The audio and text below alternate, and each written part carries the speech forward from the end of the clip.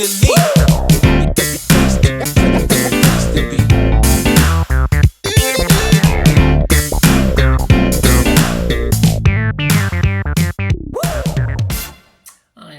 back to the Citytilidie channel. We're all staying safe and well, and another season, and we've got another first home programme. I didn't know that. We're going to have a look through this City versus Ipswich game from the 24th of August 2024, of course, our first one of a new season at home. We've had a couple of these already for the Community Shield, of course, and the game against Chelsea. So we're going to check out the facts and any oddities within the hard copy memory of the game itself. And City are quite chuffed about this. They're bragging about it. Some new content this season. Is it worth bragging about? Well, yeah, I think, spoiler alert, it's a bit better. It's a bit better than it has been. Still some of the old faults that we got recent seasons, but we'll have a look through anyway, and I'll give you the prices this season as well from reachsportshop.com. You get up to a third off if you subscribe to the thing. I'm tempted, but I like obviously to get it straight away so I can do these sort of things. But anyway, stay tuned. I'll tell you what all that's about. Please, if you are new to the channel, push that subscribe button, push the bell notifications, everything. City past, present, information, vlogs like this, reports, match reports, previews, you name it. History, of course, massive loads of history. So great to have you on board. So you just press that subscription and notification button, you'll know when it's coming out. We do have memberships now as well, so if you're interested in supporting the channel, guys, just 99p a month will help me out going forward. That'll be absolutely fantastic. Get early access to all my stuff as soon as I record something, as soon as I've edited it and it's out there on YouTube. You can get it, even though some of these things don't appear for up to a year or more, certainly with the City history stuff. So if you can support me through that way, that'd be fantastic. And you can also support me if you're that way inclined through sponsorship. You can get hold of me and we can have a chat about what we can do for each other going forward. We do have sponsors at the moment. I'll have a quick word about them before we go today. My thanks to you. And if it's only a matter of supporting me by reposting or liking or giving us a like, guys, just give us a like on this vlog. That'd be absolutely tremendous. Watch the advert. So obviously that helps me as well financially. So that'd be great if you can do that. And yes, we do, or I do, film and TV stuff as well. So if that's of any interest, or you know someone who is interested in that side of it, members can have access to all the scripts and stuff on film and TV and the football side as well. So fill your boots, guys, anyway. But thank you for watching this anyway and your support. Right, let's get back to this programme. It remains £4, so still £4, 84 pages, but it's slightly narrower. Yeah, it's come in about, 5mm or so, just a few millimetres. So, and the writing looks bigger. So, I don't know, it might just be me. I've not looked at the old last seasons just to compare, but some of the articles and the letters seem a bit bigger. I can see them better with my dodgy eyes, so could be less in it. I don't know, but I'll give him the benefit of the doubt at the moment. The cover, of course, is by Dave Flanagan has put the cover together. It's a nice one with the spirals on, of course, with Pete the Badge and many others. I think you've got the old chicken hat as well, haven't you? Balotelli's chicken hat on there and stuff like that. So, yeah, I've noticed some of the other programmes this season from other teams have gone sort of like ours, a bit more comic-y, a bit more arty. So if I was doing a comparison, which I did for a while, but I dropped that, I've got a bit stiffer opposition this year, I think, as far as covers, but I'll still do my away cover analysis as well. So we'll see how that ends up at the end of the season, because City's was pretty good last year, and if we sort of, in my opinion, we were the best design of the cover anyway, not content as far as cover was concerned, but it's not a bad one anyway by Dave Flanagan. All facts, of course, as per the programme. I can't check everything, guys. I can obviously certain things flash out to me, obviously, when it's a City fact, whether it's right or wrong. But of course, as far as Ipswich is concerned, I can't go through checking every single thing. So my apologies if there are any discrepancies in this. Of course, let me know, and I can send another nasty email to City to let them know they are mounting up a little bit, I think. As far as subscriptions, these are still put together by reachsportshop.com, and you can get a half-season subscription in the UK for £65, and get a full season for £135, and you can get overseas £195. What they do, they send at least 10 copies out in December, and then they send out the balance at the end of the season. So you don't get them all in one go. That's the only thing. But of course, I think the postage would be far too expensive sending them out individually, and problems tracking, etc. So that's probably understandable. But if you look at those prices, £135 for the season here in the UK, of course, based on the Champions League and the Premier League games, which is what they cover, you'd be paying £96 if you take the subscription, so a hell of a saving. Almost a third, isn't it, against £135. I mean, I'm tempted myself, but of course I do like to get them and have them at the game, so it's defeats the object really. But yeah, that's where you can subscribe to any guys. Any problems, give us a shout. I can point in the right direction. Right, did you know, or what didn't you know? What about City? Well, the first thing you do when you open the programme is you get the trophy cabinet, which is, of course, a page of all our trophies, one which is tremendous. It's glorious, of course, but no asterisks yet. But we'll have to wait for that, won't we? Who's to say what'll happen this season? But let's soak it in. Let's enjoy it just as it stands at the moment. Of course, you got the Pep piece, which, yeah, I mean, again, it's the normal sort of stuff from Pep, welcoming the club that's come in, complimenting. No, nothing about a lot of the managers in the old days used to come like do sort of look at the last game, say Chelsea, and these tactics work, so blah blah blah. We don't get anything that with Pep. It's not really changed much. Certainly no hints as to his future and whether he's staying, but he does appear a happy bunny in the words he's used. And certainly Pep stays, well for now anyway. A new documentary coming soon, guys, simply entitled Our Phil. I wonder who that's about. That'll be on, presumably on City Plus, which I subscribed while we had the US tour, but I've now not subscribed. £5 a month is a bit steep for me for that. I think season card holders and members should get it free, in fairness, but they're not going to listen to me, are they? An article on Kovacic. Kovacic hungry for more. He's impressed, apparently, with the way Nico Riley plays. He's got a nice left foot, he says, and he likes being with the younger players because it makes him feel younger when he's with them. Perhaps I can get in on the training as well, mate. Me feel a bit younger. I feel old at the moment. Apparently his mate, of course, is Hoppo. Gvardiol thinks of Kovacic like a dad, yeah, like a father, and Kovacic takes him everywhere. Well, I hope he's got his reins on when he takes him. It's very, out on those streets in Manchester, he got very dangerous, isn't it? So I hope he looks after him.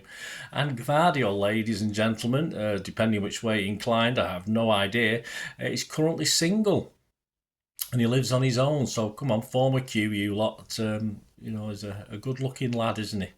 Buzzword, yeah. Has Buzzer been given any mandate? A bit like Pep, really. He does all the platitudes and the normal stuff. But has he given any mandate to be more interesting this season? Well, he sort of did comment about Ipswich and the fact playing at Portman Road, he always had the best playing surface. Then again, there wasn't much competition, was there, with grounds like the baseball ground and Main Road in the 60s and 70s, but he always liked playing there.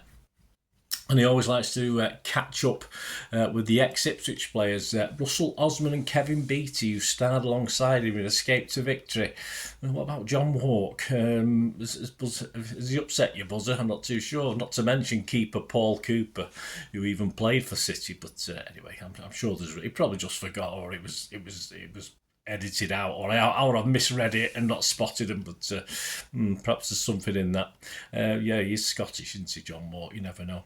Those trips to Hampden Park couldn't have been very friendly, could they?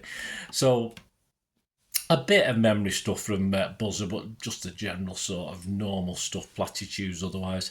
The American Dream feature includes some great images from the US tour. It's a shame that twat Zlatan Ibrahimovic got on it, so I could have done without him. Medals are Rodrigo's business is simply a look at the Euros 2024 and how our City players did, of course, concentrate on the fact that Rodri won it. And the rest of the guys were gallant losers.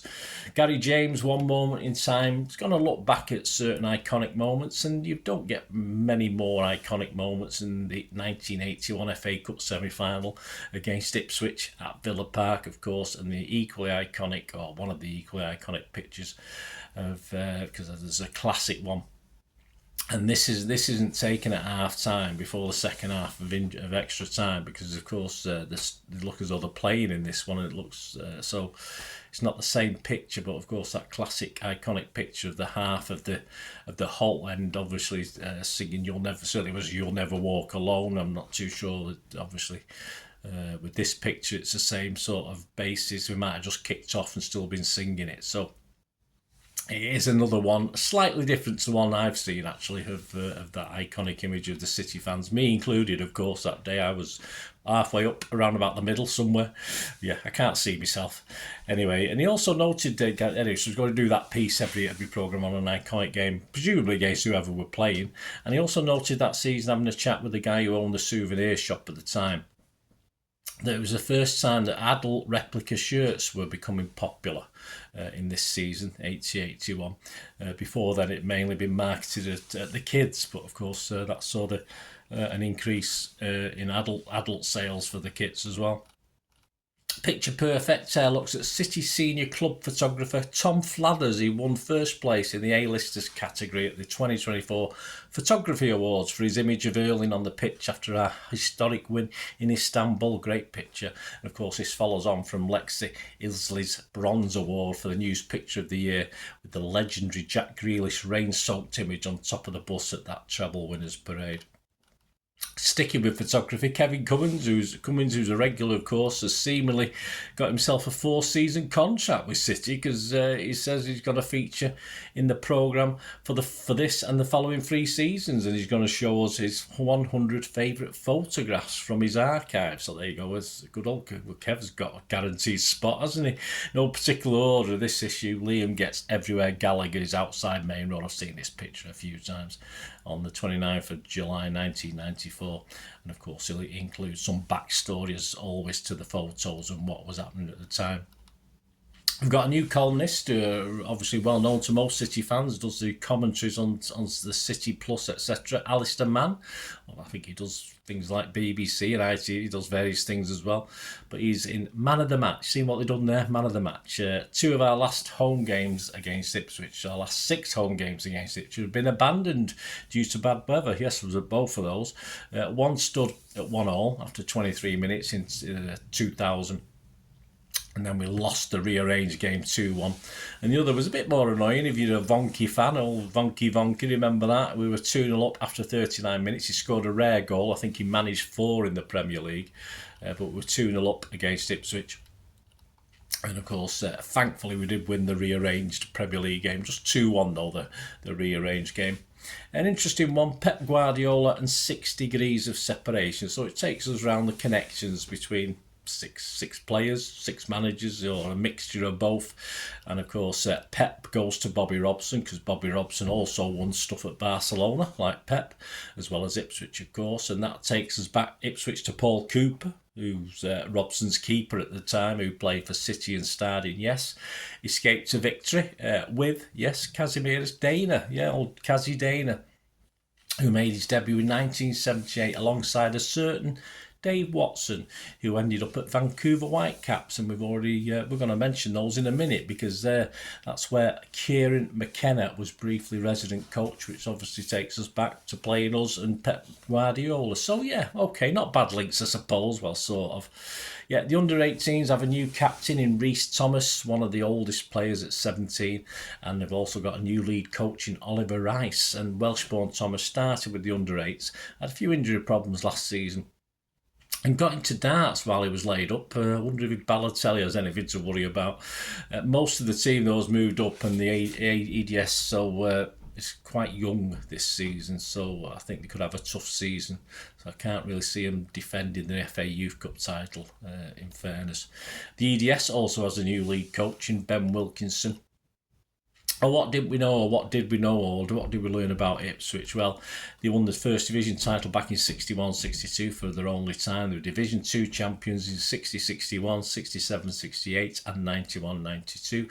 They won the Division 3 in 53-54 and 56-57. They won the FA Cup in 1978 and the UEFA Cup in 1981. Manager Kieran McKenna, I knew we'd get back to him, scouted by Spurs, but injury stopped his career before playing for the Spurs first team. Just think of all those winners' medals he missed out on. Shocking. He stayed in the game being a youth coach at Spurs, Leicester, Forest and Vancouver Whitecaps, who we've just learned about. As we know, he left the sinking ship called United under Mourinho to join Ipswich in 2021.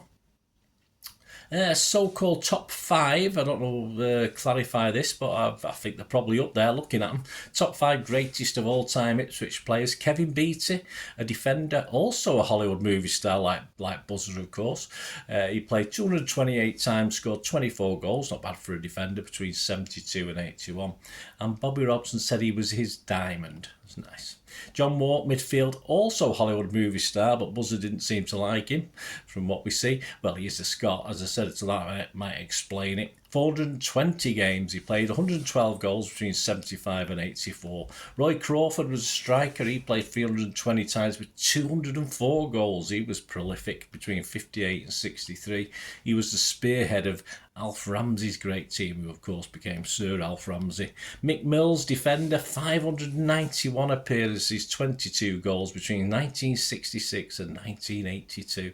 He's the club's record appearance maker.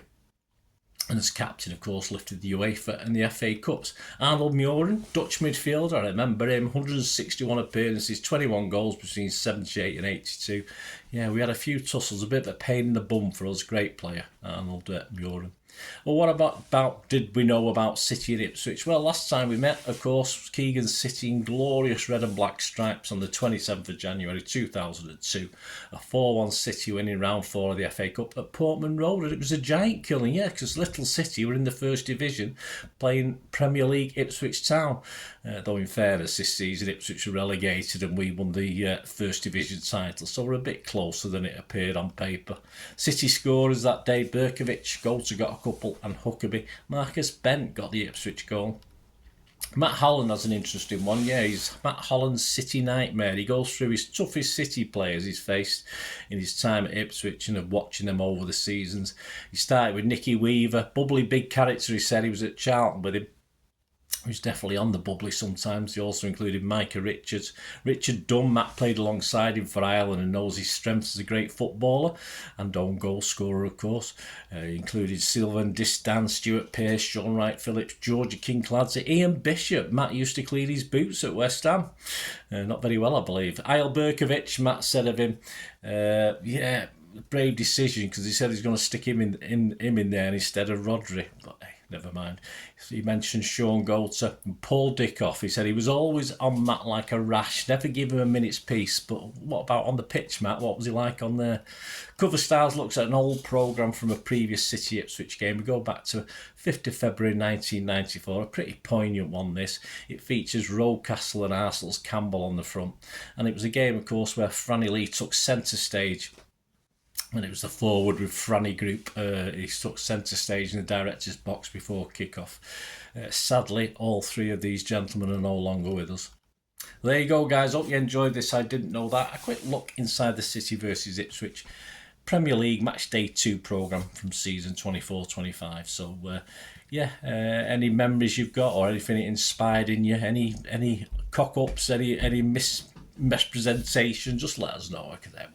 We'll send off a complaint to City about the uselessness of it all. But not bad programme. As I said, not up there with the ones that used to win awards back in the day, but a bit better than it has been. So there you go. Well done, City. So hope you enjoyed this.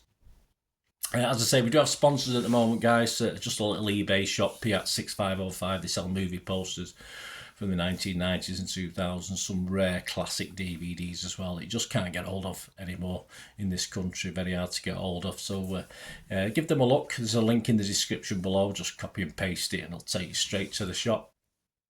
And if you do fancy anything, they make great treat yourself or gifts for other people if they like the movies, etc. If you do fancy anything and mention me, don't forget to mention me though, because he won't know otherwise.